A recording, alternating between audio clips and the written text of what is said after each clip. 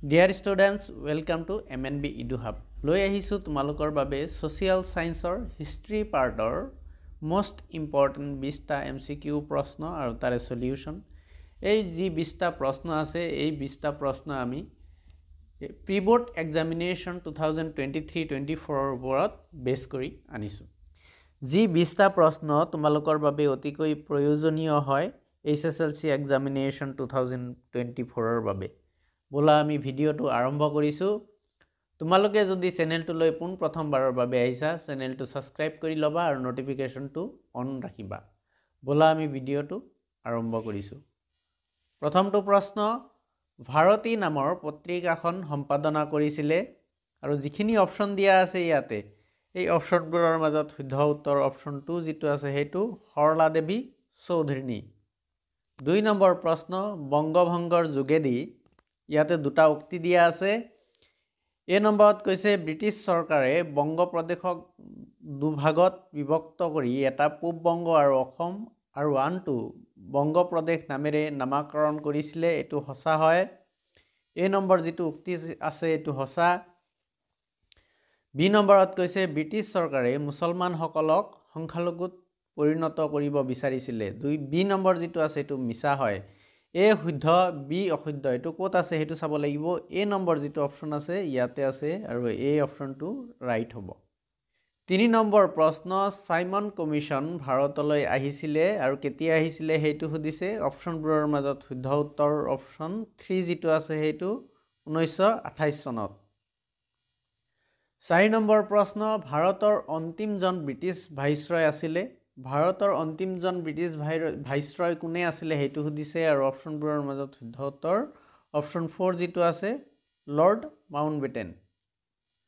5 number প্ৰশ্ন 1932 চনত সাম্প্ৰদায়িক বাটোৱাৰা ঘোষণা কৰা ব্ৰিটিছ প্ৰধানমন্ত্ৰীজন আছিলে আৰু যিখিনি অপচন দিয়া আছে তাৰে ভিতৰত শুদ্ধ উত্তৰ অপচন 3 ৰামছে মেকডোনাল্ড। 6 নম্বৰ প্ৰশ্ন কৰিম কিম্বা মৰিম এই ধ্বনিটো কোনে দিছিলে আৰু যিখিনি অপচন দিয়া আছে তাৰে ভিতৰত শুদ্ধ উত্তৰ অপচন 3 মহাত্মা গান্ধী।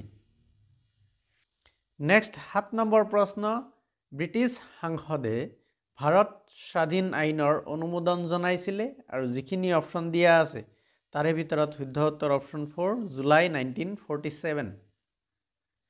8 নম্বৰ প্ৰশ্ন আগষ্ট প্ৰস্তাৱ ঘোষণা কৰা হৈছিলে আৰু কেতিয়া ঘোষণা কৰিছিলে হেতু সুধিছে আৰু অপচনবোৰৰ মাজত শুদ্ধ উত্তৰ অপচন 4 1940 চনত।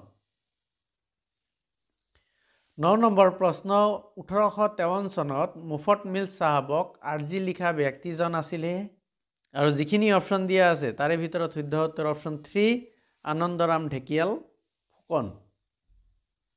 10 নম্বৰ প্ৰশ্ন জয়ন্তীয়া ৰাজ্য ইংৰাজৰ হাতলৈ যায় আৰু কেতিয়া গৈছিলে হেতু সুধিছে। অপচনবোৰৰ মাজত শুদ্ধ উত্তৰ অপচন 3 যেটো আছে হেতু 1835 চনত। ৰাইজ মেলৰ লগত জড়িত শুদ্ধ উত্তৰটো হল আৰু ইয়াতে 4টা অপচন দিয়া আছে এই অপচনৰ মাজত কোনটো ৰাইজ মেলৰ লগত শুদ্ধ হয় হেতু সুধিছে আৰু অপচনবোৰৰ মাজত শুদ্ধ উত্তৰ অপচন বি যেটো আছে হেতু ৰাইজ মেল সমূহ আধুনিক ধৰণৰ কোনো ৰাজনৈতিক সংগঠন নাছিলে। 12 নম্বৰ প্ৰশ্ন অসমীয়া লিটাৰেৰী সোসাইটি গঠন কৰা হৈছিলে আৰু যিখিনি অপচন দিয়া আছে তাৰে ভিতৰত শুদ্ধ উত্তৰ অপচন 3 যেটো আছে হেতু 1872 চনত। 13 নম্বৰ প্ৰশ্ন জোনাকীৰ প্ৰথম সম্পাদক আছিলে আৰু যিখিনি আমাৰ অপচন আছে তাৰে ভিতৰত শুদ্ধ উত্তৰ অপচন 3 চন্দ্ৰকুমাৰ আগৰৱালা। 14 নম্বৰ প্ৰশ্ন অসম ছাত্ৰ সন্মিলনৰ প্ৰথম অধিৱেশনৰ সভাপতি আছিলে আৰু যিখিনি অপচন দিয়া আছে তাৰে ভিতৰত শুদ্ধ উত্তৰ অপচন 3 লক্ষ্মীনাথ বেজবৰুৱা।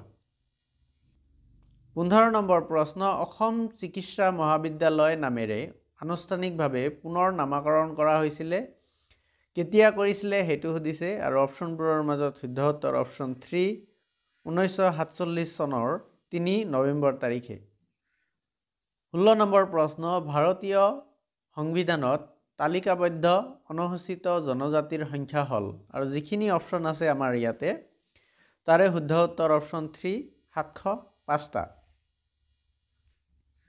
17 নম্বৰ প্ৰশ্ন পতঞ্জলিৰ যোগ পদ্ধতিত ডেশবিধ যোগৰ বিধান আছে আৰু যিখিনি অপশ্যন আছে ইয়াতে তাৰে ভিতৰত শুদ্ধ উত্তৰ অপশ্যন 2 যিটো আছে সেইটো 8 বিধ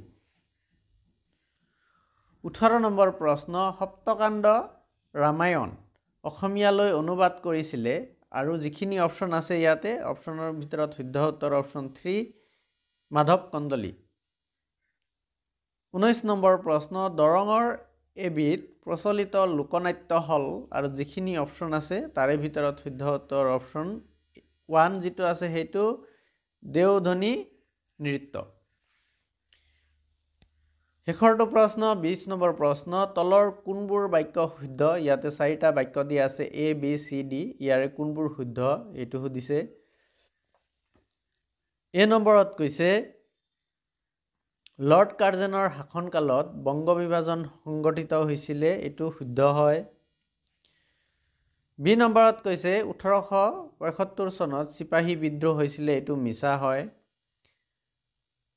সি নম্বৰত কৈছে 1905 চনত বংগ একত্ৰীকৰণ হৈছিলে এইটো মিছা হয় আৰু ডি নম্বৰত কৈছে ইলাহাবাদ চুক্তি স্বাক্ষৰিত হৈছিলে শাহ আলম আৰু ৰবাৰ্ট ক্লাইভৰ মাজত এইটো শুদ্ধ হয় আমি ইয়াতে যিখিনি এতিয়া 4টা অপশ্যন দিয়া আছে ইয়াৰ পৰা A আৰু D যিটো শুদ্ধ আছে এইটোৱে হ'ব শুদ্ধ উত্তৰ আৰু অপশ্যন 3 চোৱা য'ত নেকি কোৱা হৈছে A আৰু D শুদ্ধ সেইকাৰণে অপশ্যন 3 হ'ব ৰাইট এনসাৰ মৰমৰ ছাত্ৰ ছাত্ৰীসকল এইখিনিয়ে আছিলে সোশিয়াল সায়েন্সৰ হিষ্ট্ৰী পাৰ্টৰ ইম্পৰ্টেন্ট 20টা কোৱেশ্চন আমি আহিবলগীয়া দিনবোৰত আমি আৰু এনেকুৱা ধৰণৰ প্ৰশ্ন তোমালোকৰ বাবে আগবঢ়াবলৈ চেষ্টা কৰিম তোমালোকে যদি ভিডিঅটো ভাল পাইছা তেতিয়াহ'লে ভিডিঅটো লাইক কৰিবা কমেন্টছ কৰিবা আৰু বন্ধুসকলৰ লগত শ্বেয়াৰ নিশ্চয় কৰিবা ধন্যবাদ